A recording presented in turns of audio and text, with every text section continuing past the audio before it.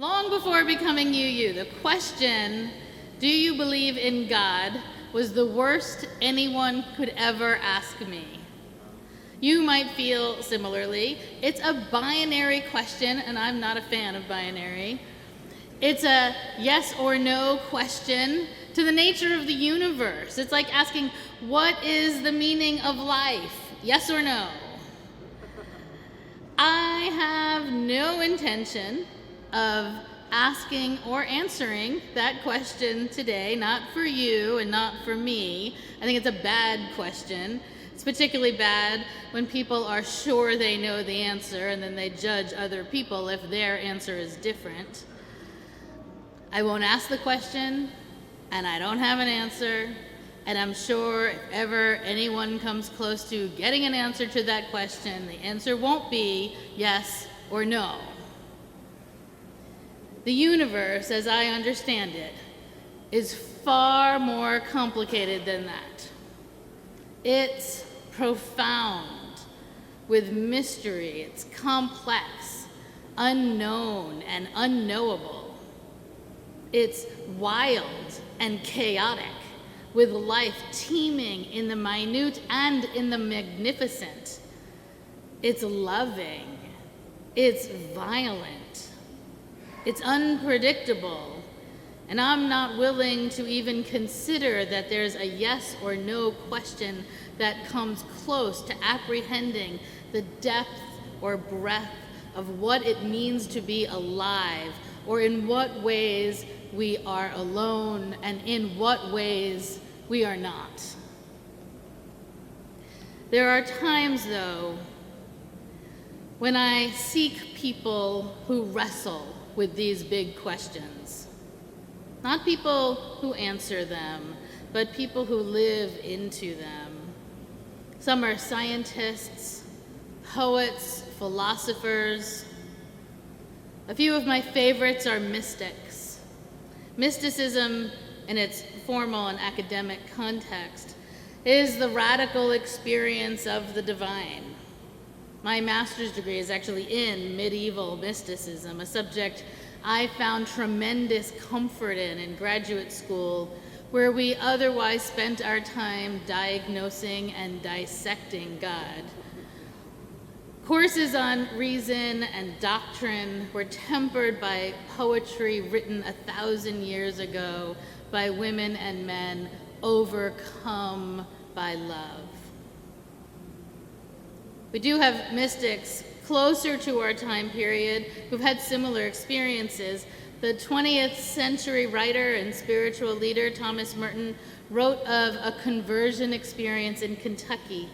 He said, "In Louisville, at the corner of 4th and Walnut, in the center of the shopping district, I was suddenly overwhelmed with the realization that I loved all these people, that they were mine and I theirs, that we could not be alien to one another, even though we were total strangers. It was like waking from a dream of separateness. This sense of liberation from an illusory difference was such a relief and such a joy to me that I almost laughed out loud, as if the sorrows and stupidities of the human condition could overwhelm me, now that I realize what we all are. And if only everybody could realize this, but it cannot be explained. There is no way of telling people that they are all walking around shining like the sun." Merton's conversion on 4th and Walnut, now so famous an experience, it's memorialized. Have you ever been to Louisville? There's like a big sign on the corner that says, like, this is the site of Thomas Merton's conversion. Anyway, that kind of experience isn't common, but it's also not entirely unusual. Carol Houselander, a lesser-known 20th century English mystic, had a similar experience. She was riding in an underground train. She writes, "Quite suddenly, I saw with my mind, but as vividly as a wonderful picture, Christ in them all. But I saw more than that. Not only was Christ in every one of them, living in them, dying in them, rejoicing, sorrowing in them. But because he was in them and because they were here, the whole world was here in this underground train. And not only was the whole world at that moment there, not only all the peoples and all the countries of the world, but all those yet to come. I came out into the street and walked for a long time in the crowds. It was the same here on every side and every passerby. Christ. Language is not our friend today. The word God, with or without a capital G, can be cumbersome depending on your personal history. Christ may be more so. These words have history. They have politics. They might be connected with very specific images and understandings. They might be connected to personal trauma, to religious trauma, to deep, unnecessary rejection, pain, longing, and loneliness. Unitarians in particular have been trying to break open our assumptions and connections around the word God from an individual, male, white, conscious, all-powerful and present being since the 19th century, but somehow we still default to that, even unconsciously, probably because the image has so saturated our culture, and language just requires more discipline than most of us have time for to break free of it. In response, so many of us say we don't believe in God. We answer no to a binary question. What I think we mean is we don't believe in that particular God, and we haven't had time to give much thought to any of the other ones. Sometimes we find it liberating to hold that same kind of image, but we tweak it a little bit. This time that God is female and she's black. Now things are getting easier, maybe warmer, maybe equally ferocious, but still on our side. That God might even be sexual and lesbian, and now she's really getting interesting. Richard Rohr, the director of the Center for Contemplation and Action, poses the idea that God isn't an individual being, but another name for everything. Everything is connected to everything. We aren't saved alone, but in participation with everything else, in community with people and planet. God is in all things, is all things. The world is both the hiding place and the revelation of God. There is no difference between the sacred and the profane. All life is communion. All life is coherent.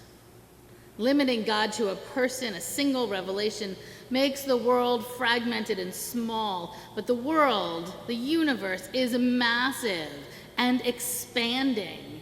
The holy, the connection, the foundation for life, the platform for our living is moving, stretching, expanding. And it's the body of God, another name for everything. A man who calls himself Wild Bill Balding goes even further, breaking open the idea that God is the expanding universe. Balding tells us God is a verb, not a noun. He writes, I am who I am. I will be who I will be. Dynamic, seething, active, web of love poured out, given, received, exchanged, one God in vibrant community, always on the move, slipping through our fingers, blowing through the nets we cast, to hold and name, to confine to nouns, to labels, freeze frame, stasis, pinned like a butterfly, solid, cold, controlled, lifeless. I am who I am. I will be who I will be. not pinned down by names, labels, buildings, traditions, or even by nails to wood. I am a verb, not a noun, living, free, exuberant, always on the move. I am who I am. That's what Moses was told. He saw a bush engulfed in flame, but not burning, and he tried to figure out what was going on. Yahweh spoke to him and told him he was being called to liberate those who were enslaved by the Pharaoh in Egypt. Moses, unsure about what was really happening here, asked, "Who is sending him?" And the answer was, "I am who I am." Sometimes translated as, "I am who is." I am who is, an act of being. And the conversation is an experience, not a belief. That conversation, often called prayer, comes from our center, not always as words, but as laughter or kisses or sobbing.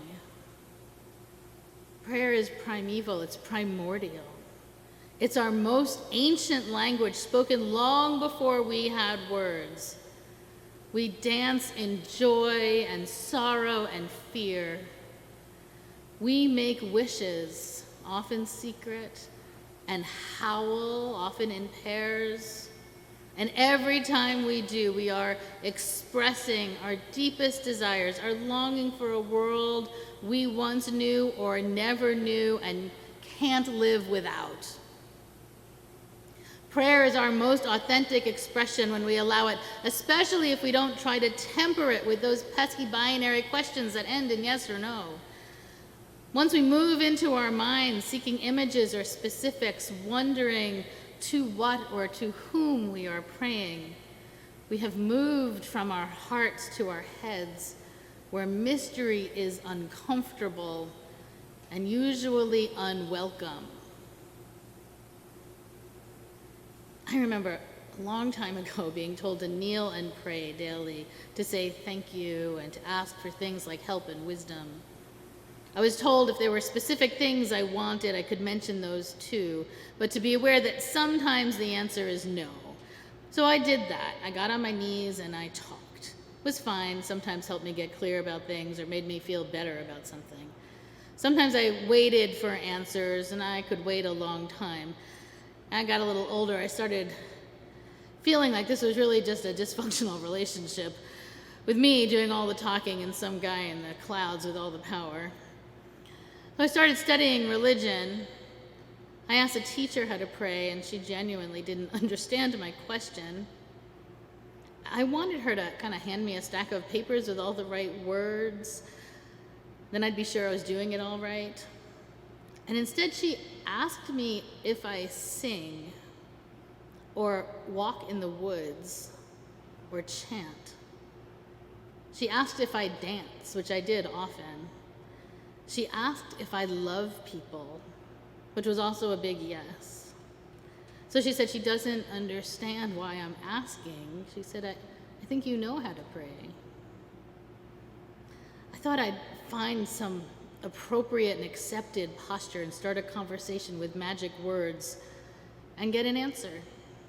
What I didn't know is that I didn't need words, and the conversation was going on all around me. All I needed to do was notice.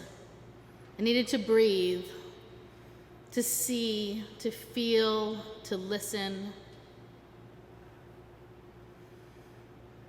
I don't know the nature of the universe. I don't know the meaning of life. I do know how it feels to stand in a summer rainstorm drenched and laughing. I know how to take off my shoes and feel the grass beneath my feet. I know how to hold a door open for someone and how to thank them when they hold it open for me, how to live into each gift and how to offer gratitude.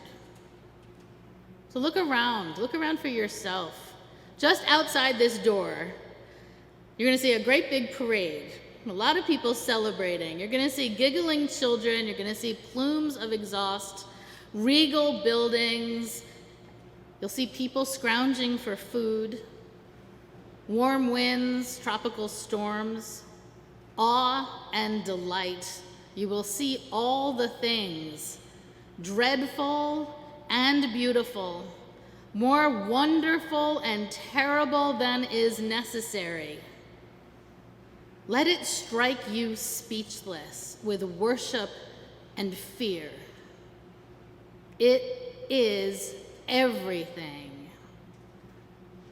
And every once in a while, look around to see that everyone, no matter who they are or what they think or why they're here, everyone is walking around shining like the sun.